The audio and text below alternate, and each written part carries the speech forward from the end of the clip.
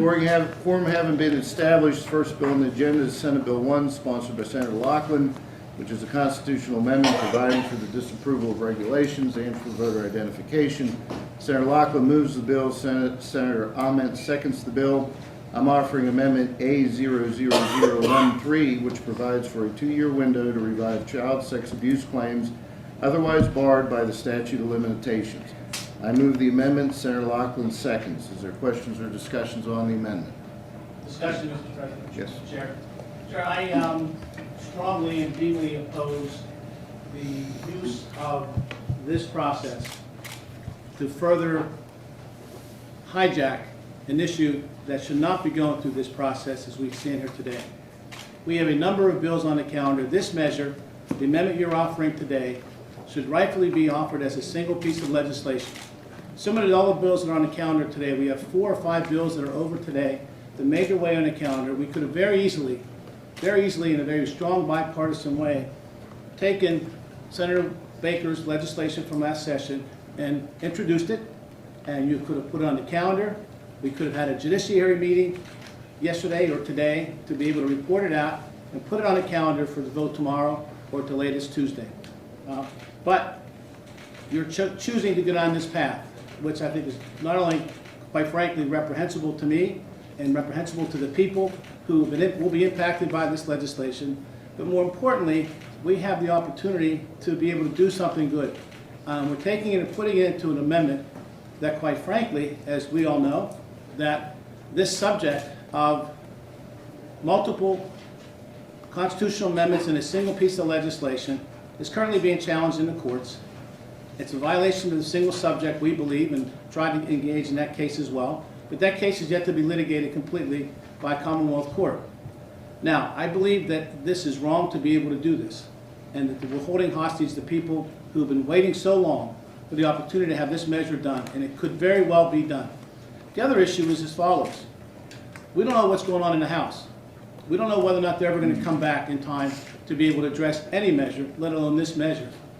And what I expect to happen through the electoral process is that the House is going to accept and win 3 seats on February 7th, which would then give the House the majority, which they may never be able to take this measure up as it is right now, and probably won't. Nor would they be able to extract this particular piece of this amendment you're offering to be able to vote on it, because it would not be able to be consistent with previous bills that would have been passed. So we're setting up a situation where we don't need to be going through this process. We simply could call for a judiciary meeting, take Senator Baker's legislation, introduce it, run it through committee, pass it in the Senate, and send it over to the House. And whenever they do come back, be able to support it and vote for it then. In that case, you will have near unanimous, if not unanimous, support from the Democratic caucus. What's being done here is politicizing this process, purposefully putting in a bill, voter identification bill, and the regulatory process bill, or constitutional amendments, that you know and others know in this chamber and across this General Assembly that Democrats have not supported and will not be supported through this process. So for all those reasons, I strongly encourage my colleagues not to utilize these individuals who've been waiting for so long. Regardless of how we got here today and missteps that have been taken by administration and the like, at the end of the day, we have a choice. You have a choice. And you had a choice. Choice to go to the Senator Baker process and path, or get on this process that's going to make it cumbersome, make it likely unconstitutional, and create more burdens for the people who want to have their day in court and be able to rightfully compensate. You chose the latter path. It's going to impact the people of Pennsylvania, and particularly these victims. I think that's unconscionable and reprehensible. I ask my colleagues to join me in a negative vote. Any other further questions or discussions? Thank you, Mr. Chairman. I guess I just would be curious into the rationale into lumping them together, just because of mentioned the emotional just journey of these people that have come here that have been victimized in whatever situation. Like, what is the thought process and the rationale for putting them together? Because both sides of the aisle have really worked hard on this issue, and I'm just trying to understand what the thought process is. Well, as our session calendar demonstrated several weeks ago, the Senate was prepared and is prepared to deal with many constitutional questions as we did last session. Obviously, the governor, when calling his special session on Friday, has changed the dynamic of the conversation. in the sense that we're having a special session that the House has clearly demonstrated an inability to organize. And so here we are with a deadline of January 27th before the February 7th special elections, with the urgency of having these questions, particularly the question of child sexual abuse, on the ballot in the primary in May. And so what you have here are priorities that have been passed before, separate and distinct constitutional questions that happen to be in one piece of legislation. This is an efficient and timely manner to bring these questions to the voters in May for their decision. I just would add that I think though, from a timeliness standpoint, this has been delayed for so long, and now, as mentioned, we still have time to pass it in its individual form. I mean, we still have time to pass it in a legislative form and really get it signed quickly, and it would take a lot less time. But because of this issue, I really do ask you to reconsider that like my phone is literally blowing up right now with survivors asking me why this is happening, and I understand that there's things on the Republican agenda of these other constitutional amendments that you want to pass, but this is it's just unfortunate that this is the path that it's going to go, because there's no guarantee that it is even going to make it to the ballot anyway in May, with no House schedule at all to return. To your point, we cannot control the House or its schedule or its degree of organization. We are here to fulfill the commitment that the Senate Republican caucus made as it relates to the constitutional amendment. We are all well aware of what happened 2 years ago administratively, and we're here to address that situation as well as the other priorities of our caucus, and to do it in a timely and efficient manner. Any other questions or comments? I guess if I could just respond, I want to be clear. What happens over in the House has no bearing on what we can do here. What we can do, we had a choice, as I mentioned. We don't have to put it into this amendment. We can consider the other amendments that have been offered yesterday on Senate Bill 1 or 130, and we can have this being done separately in a separate constitutional amendment, and we could also have it done separately in a piece of legislation that was discussed earlier, as we have done in the past. That's all we're saying. We choose the latter options. Don't choose this option, but you're choosing it, in our view, because you want to politicize this issue, to put Democrats in a position where we have to go and vote against this legislation, this constitutional amendment, because we oppose to the other two amendments that you've already put on the table as well. We could vote no on those two amendments by themselves, and we can then vote yes on this one, and then vote no on 130, and then we're still in the same position. We go on that floor and we cast one vote. Either it's for an amendment, combined amendment, or it's for a piece of legislation. That's what we should be doing, not politicizing it and hijacking this issue from the people who've been waiting. As Senator Muth indicated, people are blowing up our phone, my phone and my colleagues, and we're troubled right now how to explain to them what's being done and how they're being manipulated through this process. It's wrong. It's wrong, and we shouldn't be doing it. We should do it the right way, do the legislation, get it done, and get it into the House. Whatever the House does, whatever they come together, whatever they organize, whatever the case might be, let them deal with it at that time. Not in this combined form, which still is constitutionally questionable, as the court case will play itself out. Single subject, this is not. We've got to be able to take steps to be able to separate each of these questions. The basis of that case is to allow the members to vote individually on each one of those amendments. You're denying us that opportunity. You're lumping three together and saying you're going to vote on all of them or one way or the other. You can't vote individually on voter ID. You can't vote individually on the regulatory process. You can't vote individually on the question of the statute of limitations. We should be able to do that. That should be the precedent we're setting here in this room and in this chamber as we go forward. Again, I really ask my folks to dismiss this amendment and let it rise and fall on its merits in another form, whether that be another constitutional amendment, singular, or whether it be a piece of legislation. Thank you to allow me to speak the second time. Thank you. Senator Collett. Thank you, Mr. Chairman. My question is, prior to the vote, I'd like to have an understanding of what your commitment is to running one of those standalone bills that has been introduced in prior sessions and will likely be introduced again this time around. If this matter doesn't move when it gets over to the House as constitutional amendment, I'd like to know what the commitment is from the leadership on the other side of the aisle to running one of those standalone bills. Well, our commitment has been very consistent in that we would put the question to the ballot for the voters. That's what this amendment does. That's what Senate Bill 1 will do. and will allow the House to make the decision on how and if they move that legislation. So to clarify, there is no commitment from leadership on the other side of the aisle to run a standalone bill should the constitutional amendment not move in the House. My commitment is to see this bill through the process and bring much-needed relief to the victims and the survivors and allow the people of Pennsylvania to finally answer this question. Sure. So Okay, thank you. there is no commitment to run the standalone bill should this not move in the House as a constitutional amendment. Thank you. Thank you. Understood, Mr. Chairman. Thank you. And I just, one final thing is, we all just watched in some form of capacity what happened over there. We all probably have thoughts and opinions and all the things, both sides of the aisle. I certainly do. And there is a moment here for this chamber to just do the right thing that couldn't happen over there. They could not.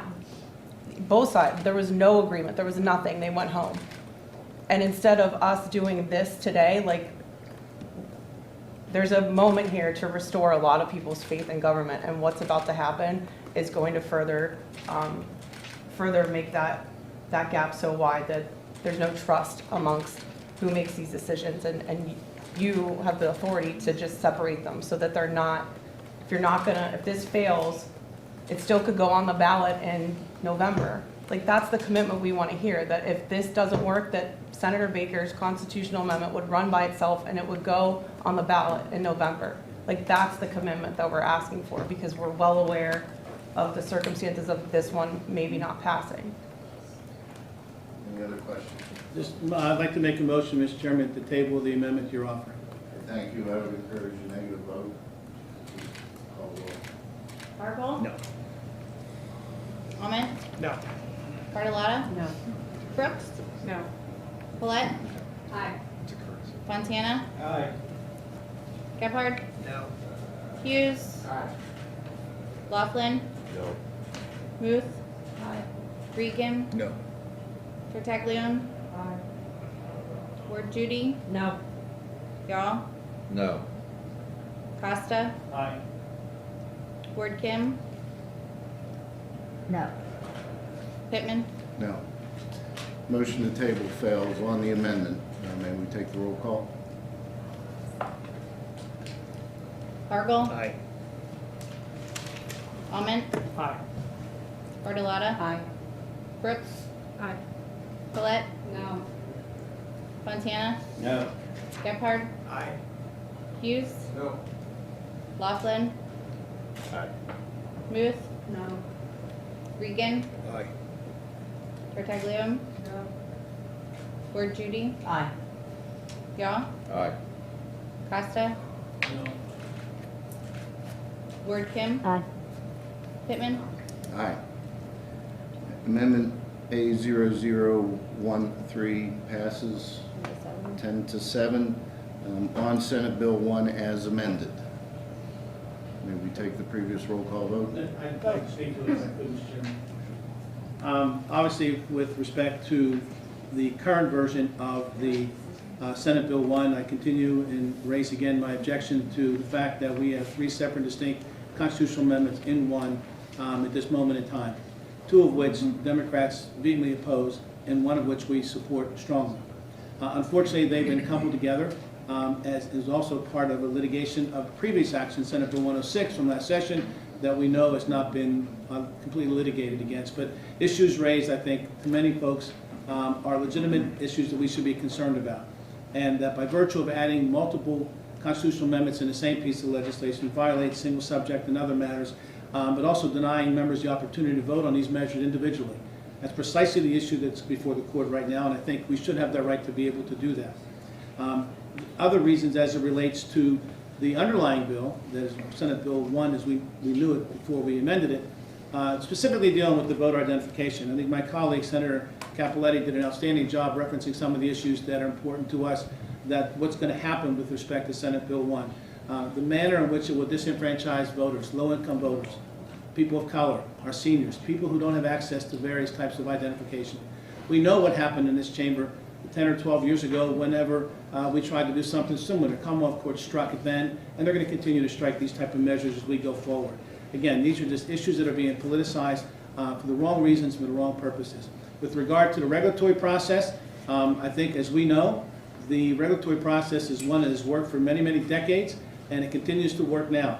The problem is that you all don't like the results of some of these processes, whether the outcome of IRC or whether what the governor does. I can't help that. That's democracy. That's how democracy works, and we have to live with those results.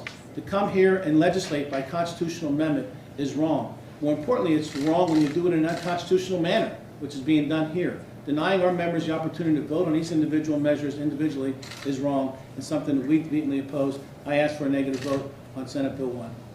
Thank you. Just to clarify, the amendment passed by a vote of 11 to 7. 11 to 6, my apologies, on the bill as amended. Senator Muth. Thank you, Mr. Chairman. I would just wanted to add to something Senator Costa brought up, that also the, and I concur with everything that he just spoke of, is that the regulatory portion of this bill that was amended in yesterday has immense impact on the ability of our administrative regulators to determine how programming works, including access to health care and abortion access. So while the portion of SB 106 from last session, which was a specific abortion ban, banning any and all rights to abortion, that this regulatory piece also has really negative consequences for reproductive freedom and the ability to access health care. So I just wanted to put that on the record as an extreme. It definitely would put an immense burden on women seeking health care. Thank you. Thank you. May we take the previous roll call vote? Very briefly, if I could again, I apologize. I just want folks to be clear, and anybody that's watching this or through streaming, whatever the case might be, we support the statute of limitations portion of this amendment. We don't support it being in Senate Bill 1. It should be a standalone. We are opposed to voter identification. We are opposed to the regulatory changes that are being proposed through a constitutional amendment. Things that should be done through the legislative process, not through the constitutional amendment process. I want folks to be clear along those lines. Thank you, Mr. Chairman. Thank you. With no objection, we'll take the previous roll call vote. Senate Bill 1 passes by a vote of 11 to 6 and will be reported to the full Senate.